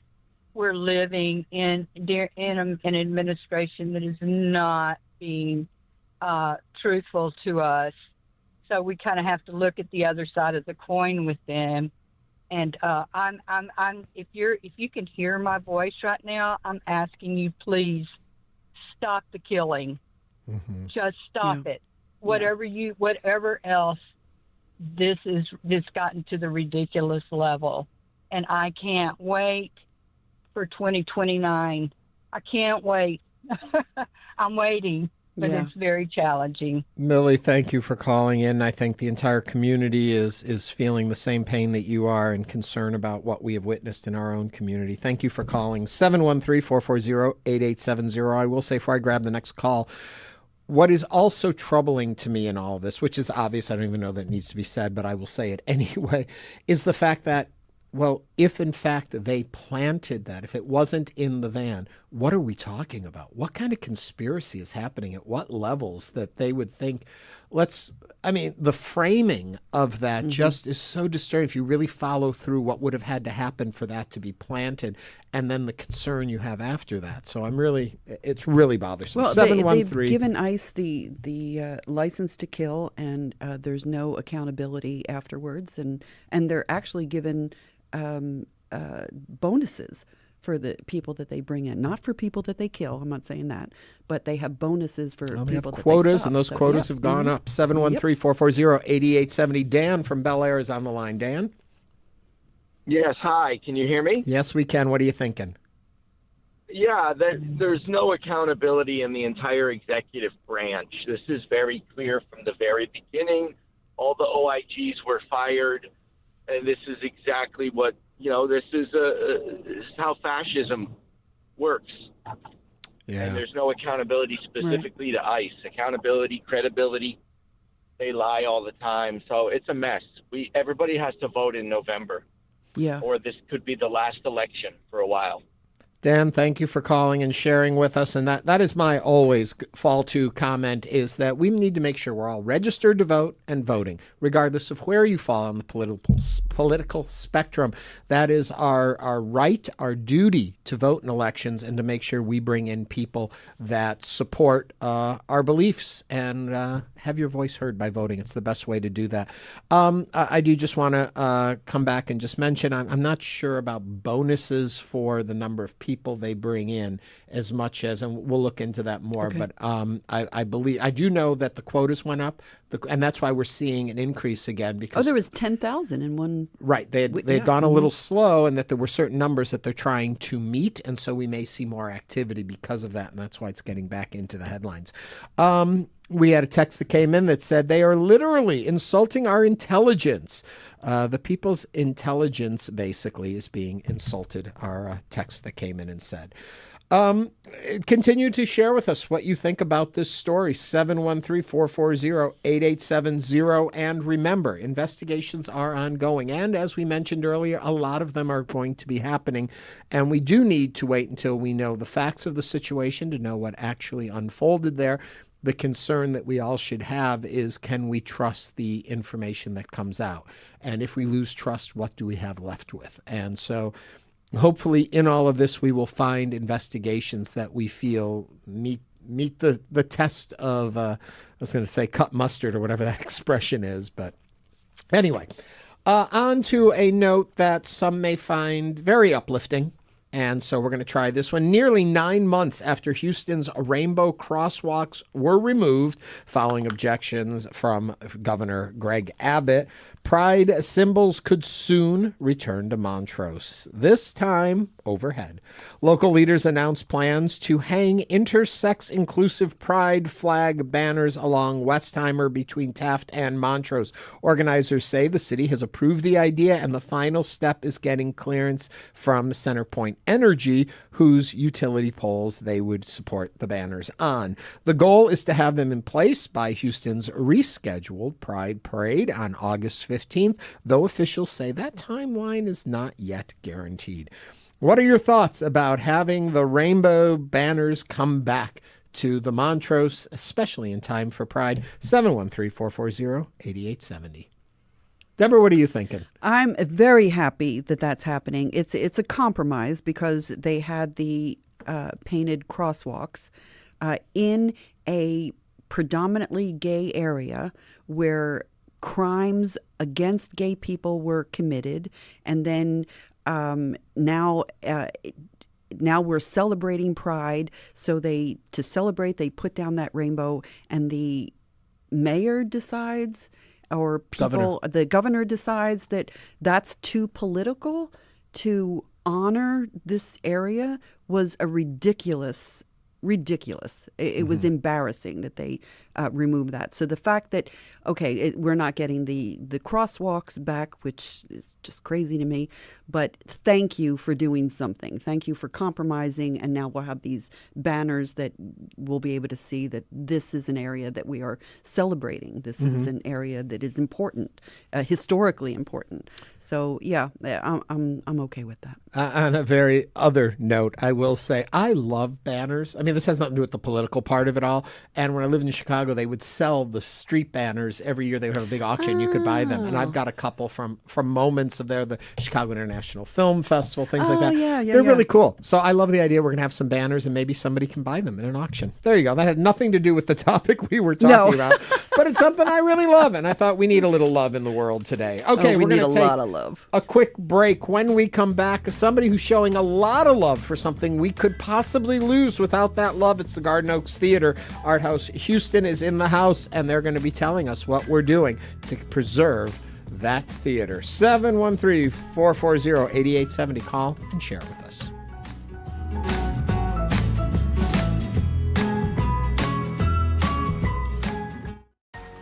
We know you value Houston Public Media. That's why you're watching right now.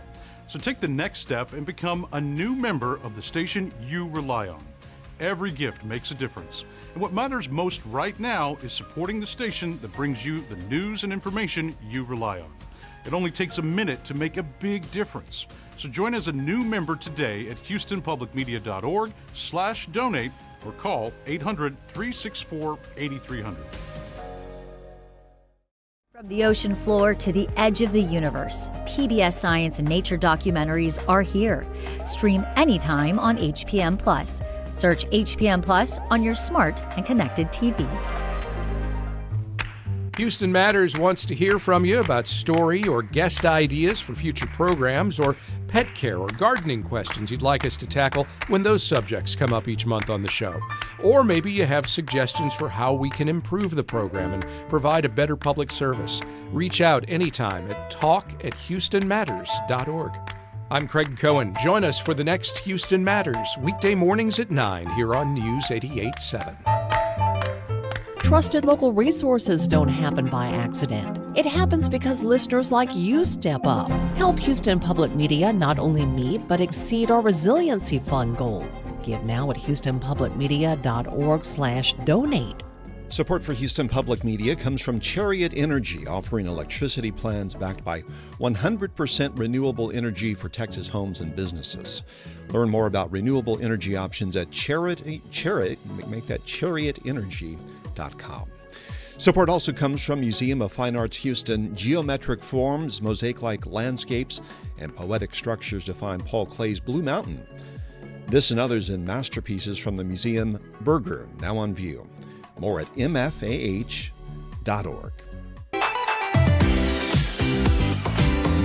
And now back to Hello Houston. To comment on today's topics, call or text 713-440-8870 or email us at talk@hellohouston.org. And now, Ernie Manouse and guest host Deborah Hope. After saving the River Oaks Theater from the wrecking ball, she set her sights on the Garden Oaks Theater. For an update on their progress and to talk about a very exciting event that's happening tomorrow night, please welcome back to the program Maureen McNamara, who's co-founder and president of Art House Houston. Okay, we've been in this journey with you basically from the start. Yay, Ernie. Yay you. So the Garden Oaks Theater, just to catch folks up, a beautiful old theater turned into a church. Church decides they're leaving. They sell the theater off to someone who's going to demolish it. In a private sale. In comes Maureen. What happens? Well, first, I just wanted to say that our organization formed to help save the River Oaks Theater, and now we're on the case again. A arts organization, a 501c3, and we have a passion for historic theaters and for the film community in general, and doing what we can to make Houston a richer and more vibrant arts and film dynamic place. So what happened was that we heard wind through a family member of the family who ran the theater many, many years ago that on a Friday evening that the theater was going to be torn down on Monday. And so we jumped into action, and through I guess by Sunday we had a demonstration planned. I got in touch with you. I was on the show. I reached out to City Council, who had helped us with the River Oaks saving, and Councilwoman at Large Sally Alcorn had heard you and I on the show and called me back. And they, City Council helped facilitate a Zoom meeting with the seller, who nobody could get, or I say seller now, but the owner, who is a land guy, developer who does strip centers. And that conversation was with some preservationists, Preservation Houston, Art House Houston, and we and the developer and City Council, and we agreed that we would figure out what it would take to push pause on the wrecking ball for 30 days. He said, if you'll pay me what I paid for it, if the community cares, then show me the money, basically. He's a businessman. He's not a bad guy, but his plans were to tear down the theater. So, and was actively in pursuit, as you and I both know. The tower sign, neon sign in front of the theater had come down. The metals had been stripped out of the theater, including some historic, stunning handrails in the grand lobby. But all those things are recreatable. It just takes the funding and the nonprofit can for help the with sake that. of brevity and all of it. You were able to stall and to come up with monies and letters of intent and all that you needed to say we're on the path of this, but we're not out of the clear. We're not in the clear yet. Correct. There's more that needs to be raised, more that needs to be done to save this historic theater. I was fortunate enough. I also want to remind everyone, we are in a different studio. We came over to a different studio of ours, our new studio. And if you're watching on YouTube, you can see it. But the reason we're here is because we have a big video wall behind us, and we're showing pictures of the theater, both as it is today, as it was in the past, and renderings of what it will be in the future. So if you're watching us on YouTube, just go to HoustonPublicMedia.org and click that Watch Now button, and you can see what the theater could be, was, and where it's at today. I was fortunate enough yesterday to have you walk me through the theater. And what stands out to me is in what great shape it is. This is not impossible to save, but it's horrific to think it could be just gone in a matter of months if the community doesn't act. That's correct. So we're right now we need to have some equity, down payment, whatever you want to call it, by the end of the month, ideally, unless we can get an extension, to close on what we hope will be a bridge loan to take us into a 3-year capital campaign and for restoration and renovation, helping getting historic designations and tax credits together, and helping bring together the foundations and our great philanthropic community in a less my hair is on fire kind of moment. Yeah, and your hair is on fire right now, though. It is. We're up yes, against the it's deadline. Very on fire. So you folks came up with a great idea to have an event tomorrow night. That's right. And not just any event. You are bringing into town, I'll let you say it. I was like, okay, so what's the biggest go big or go home kind of thing we can do for the Go Theater?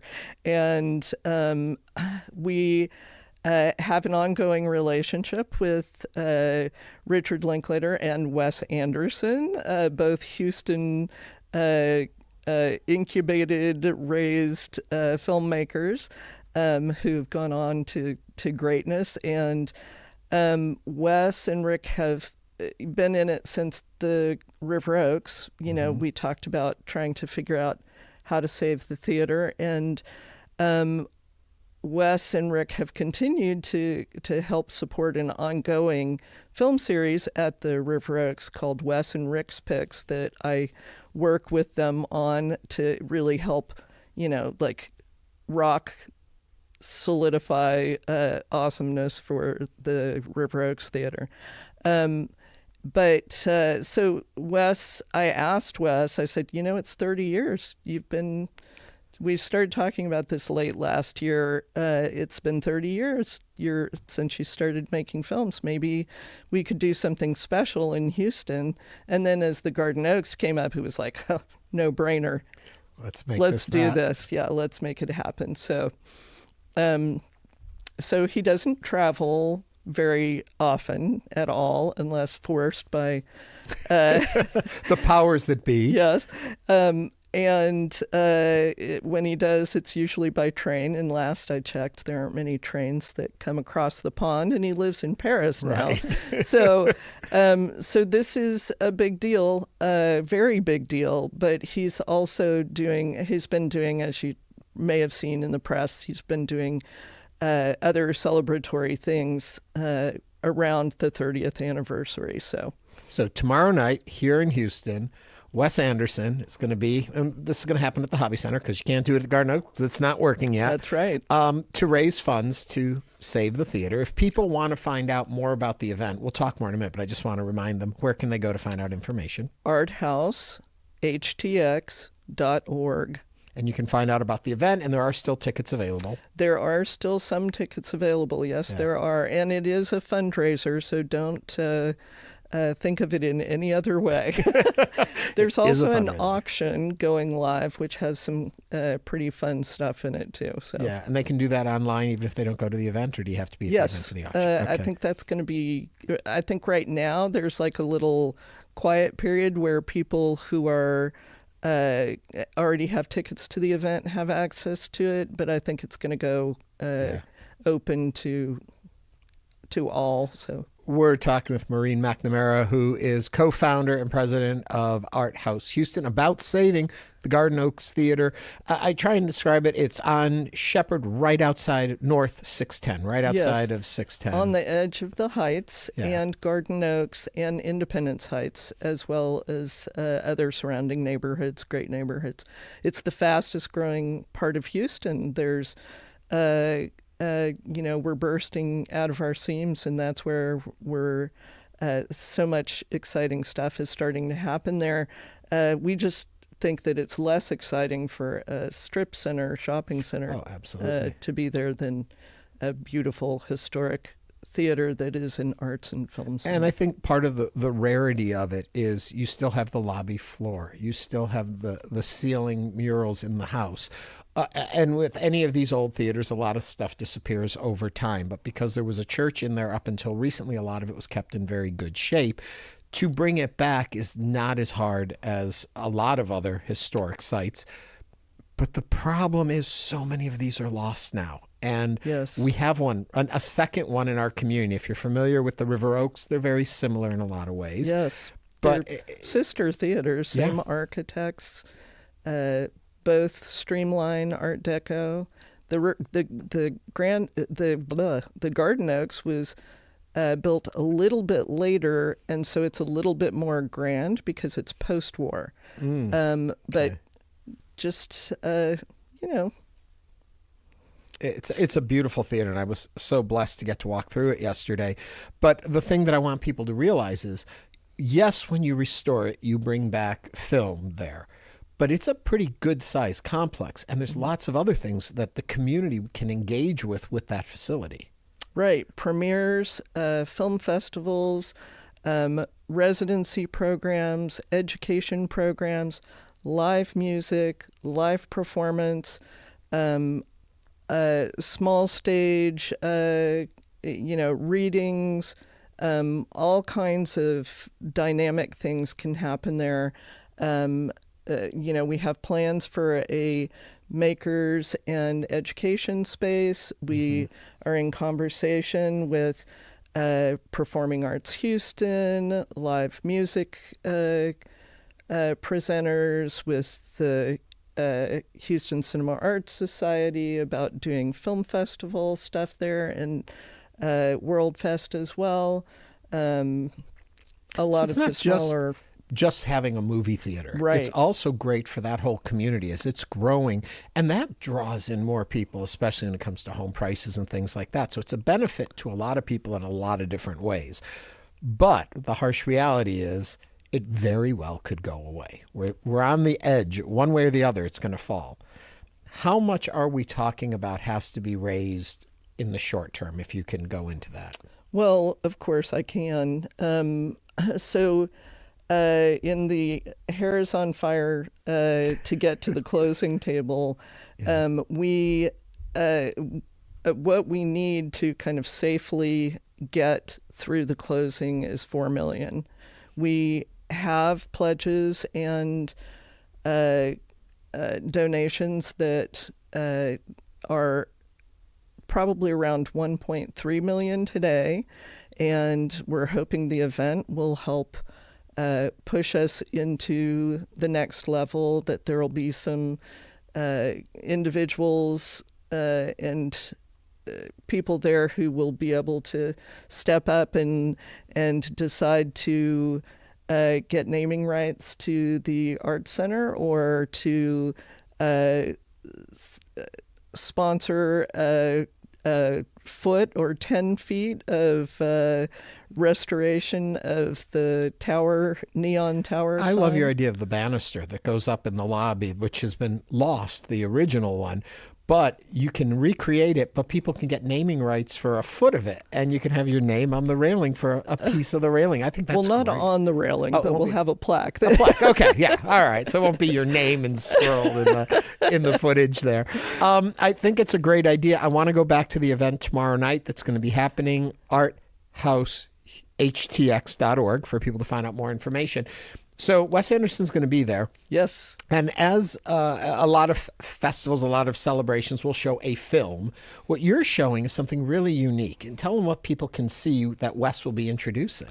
Yeah. So Wes has chosen 5 different short films that span his career, his 30-year career. So this is a celebration of his 30 years of fantastical filmmaking. So I think it's a nice compilation and exciting to see. Some things are like Bottle Rocket. His first film was actually a short film first and then was developed into a feature. And that'll lead the program. Basically, it's 5 short films that make up the work, which ends up being, some of them are as long as 20 minutes, so it'll end up being about the length of a feature film. Yeah. So. What a great opportunity to see those, too. Yeah, see nice, right? And to see it with Wes sitting there. That's not a bad problem, Yeah. I'm very excited about it. I'm thrilled that it's happening. I'm thrilled that it's an opportunity. I know we've talked a little bit about those with philanthropic abilities in our community. But a point that one of those angels has made is the fact that it's got to show community support. The community has to get involved. Somebody with deep pockets writing a single check does not say a center is supported by the community. Right. And so to show that support, the community has to get involved. Yeah, and there are people who have gotten involved at kind of founders, what we're calling the founders naming rights level, which is above $100,000. There are also people who are sending $5 a month for the last, handful of months since we've been in the fight. So I think that, the community is going to be, people at all levels are excited about the idea of this having a new arts and film community. It's going to be a first of its kind kind of place, not just for Houston, but I don't know of anybody else in the country that's doing exactly what our vision is to do. So let's do it. Let's build something exciting and new for the future on the foundation and shoulders of this beautiful past that is the Garden Oaks Theater. My favorite part of what you said is, let's do it. Let's do it. You can find out more information by going to arthousehtx.org. Find out all the information about the theater, about the event, about just the programs you folks do. Maureen, thank you so much for coming in with us. Thank you, Ernie, and thank you for being on stage with me tomorrow night. Woohoo! I get to be on stage tomorrow night. Anyway, we're going to take a quick break. When we come back, time for your current obsessions. Start sending them in, sharing them with us. And Deborah and I are going to go through those in just a moment. We'll share ours too. See you back here right after the break.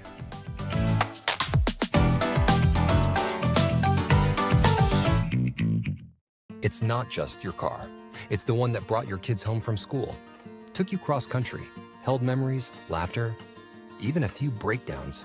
When it's time to let go, give your car a new purpose. Donate it and turn memories into meaningful support for this station. Plus, you'll enjoy free and easy pickup, potential tax benefits, and a simple donation process. Your gift supports the programs you and your family love. Donate today and help keep public media strong. Call or donate online. A year ago, one of the deadliest floods in U.S. history tore through the Texas Hill Country. Since then, we've been following up with survivors. Everything is gone. And people who lost loved ones. I find myself just shaking my head saying, I can't believe I find myself here. You can hear their stories on the podcast After the Flood, from the Texas Newsroom and PBS's Frontline, out now.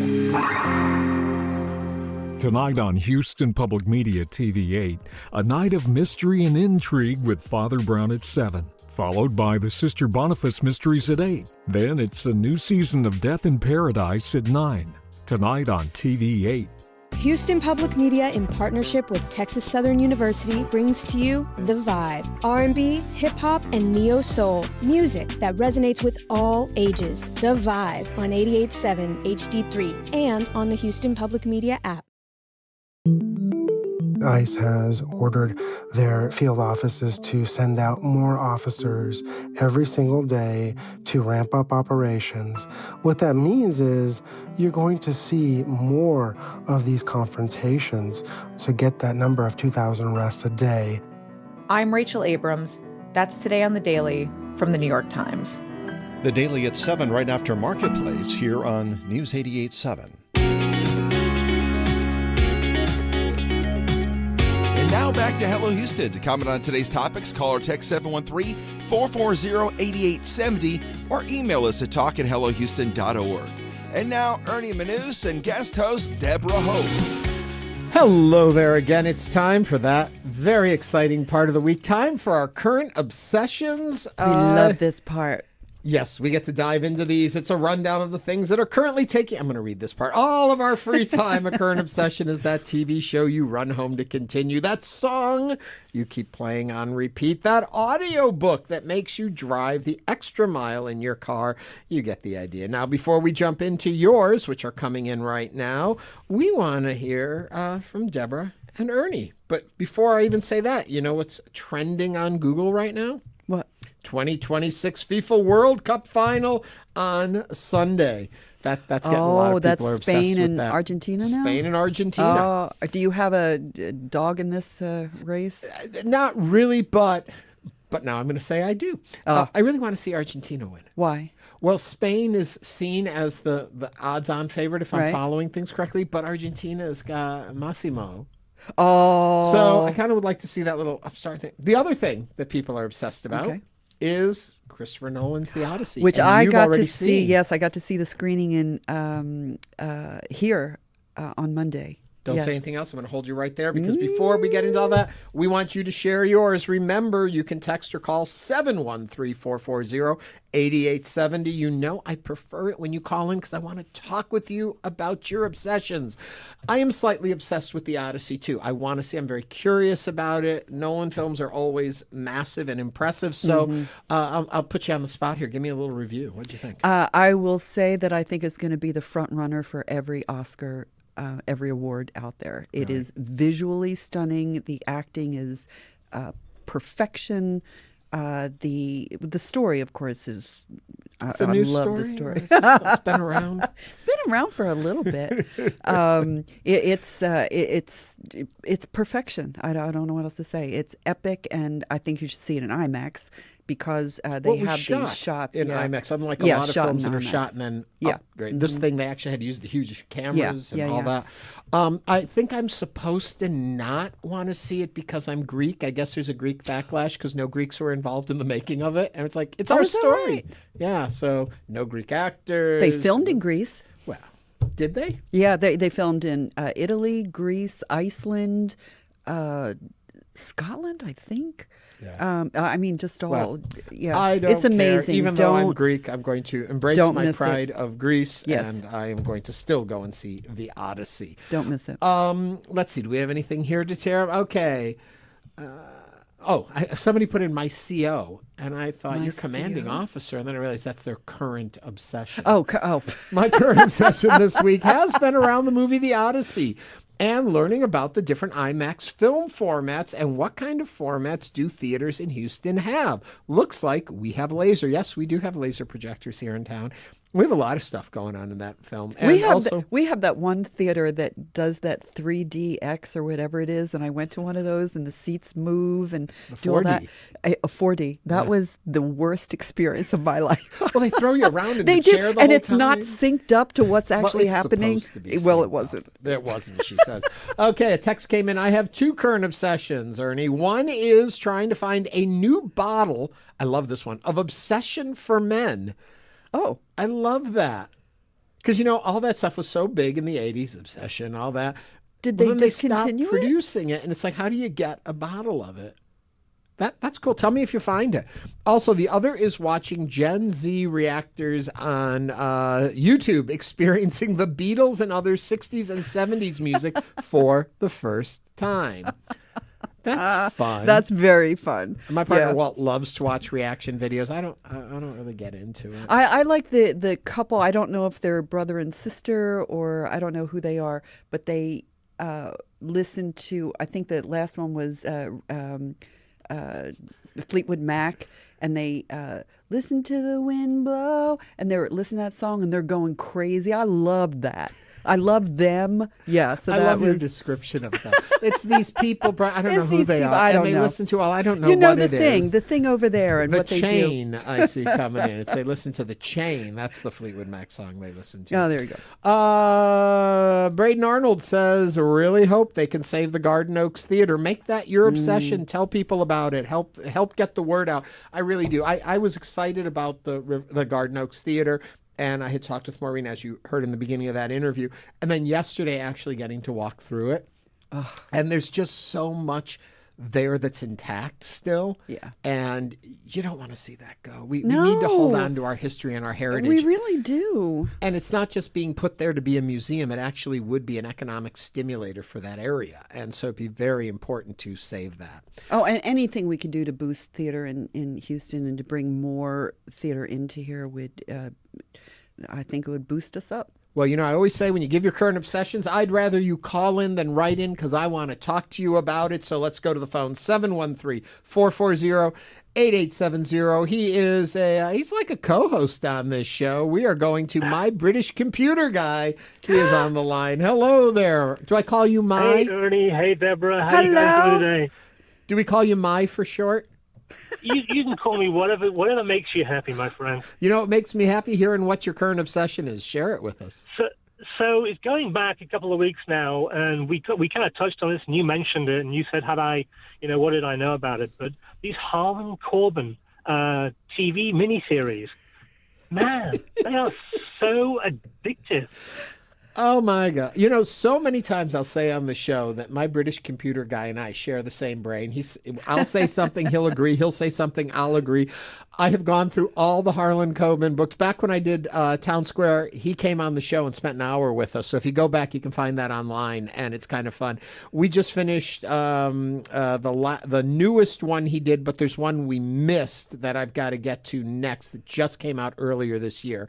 But yeah, I'm obsessed with these. But okay, My British Computer Guy. My one problem is the plot of all of them is, oh my God, something horrible happened. Wait, go back to my childhood. There were a group of us friends, and one of them is involved with it today. I'm like, okay, I get that trope now. Yeah, they are fantastic, though. I mean, I started with the I Will Find You, and if you haven't... That's the one we just finished. Hasn't seen it, it's so good. I'm not going to... No spoilers on that one. And then immediately this week, I started watching Run Away, and it was one that I think he did before... I Will Find You. Yep, that's the one I need to watch next. See, we are the same person. You are the same person. It's scary. Oh, my gosh. And he also likes Eurovision. So there you go. Oh, there you go. Don't get me started on your Eurovision. He has a giant party every year for Eurovision. Oh, he knows. He came this year. Okay. I was there. Oh, then I met you. Anyway, enough with that. Thank you very much for calling in. Have a great afternoon, you all. We'll see you tomorrow. You too. British Thank you for always joining us on the show. I will say now to my current obsession. Okay. I am obsessed talking about television and what you're watching. I've gotten back into Barbara Taylor Bradford. A dear friend of mine, author, one of the most successful authors of our time, is no longer with us, but her pivotal very first novel was A Woman of Substance, and it was remade and aired this spring in the UK, and now it's available on BritBox and stuff like that, and I'm getting into experiencing A Woman of Substance again. I'm watching that with you. Oh, are you watching it too? Yes, I'm on the second episode. We are on the third, I think so. Oh, okay. All right, we're right along with Don't tell me anything. All right, I won't tell you anything. Right. But she's a woman. She's of substance. Ooh. Anyway, let me ask you, Deborah, what are your current obsessions? My current obsession is this book by Jodi, I don't know if I'm saying her name right, Picoult, Picoult. It's called By Any Other Name.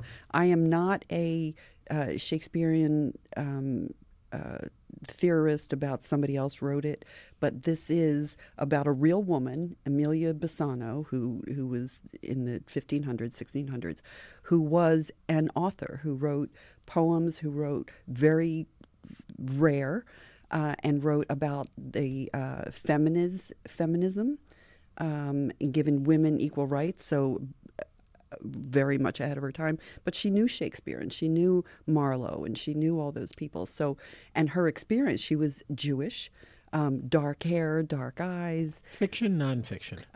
Well, both. Historical fiction? Yeah, historical fiction. Hold yeah, that thought, because talking about equal time, we just had a guy on the line. Let's go to Lakeisha from Fort Lauderdale, Florida. Hello there. Hi, Lakeisha.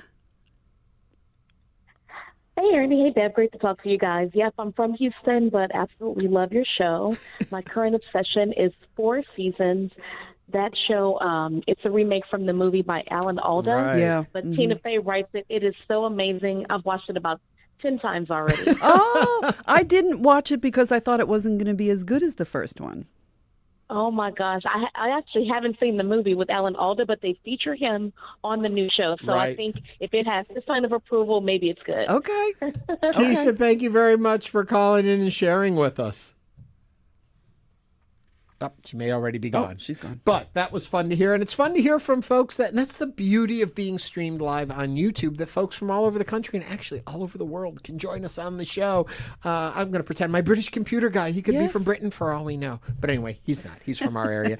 And you know what? That brings us to the end of the show. Can you believe we're over already? I can't believe it. This just flew by. Well, I tell you, we always love to have your current obsessions, so please send them in all week long. We'll gather them up and share them on Thursday. You can email them to talk@hellohouston.org, or you can always text us 713-440-8870.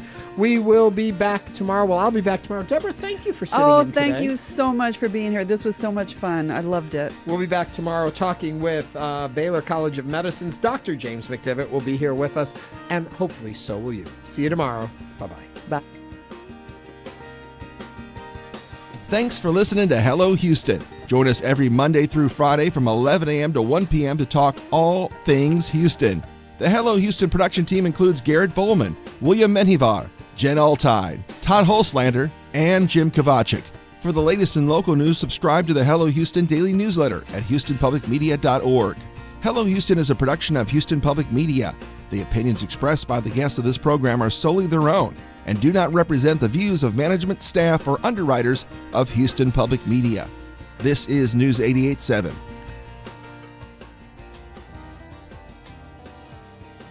Coming up on 1 o'clock here at News 88.7 is going to be warm the rest of the day, the high around 91.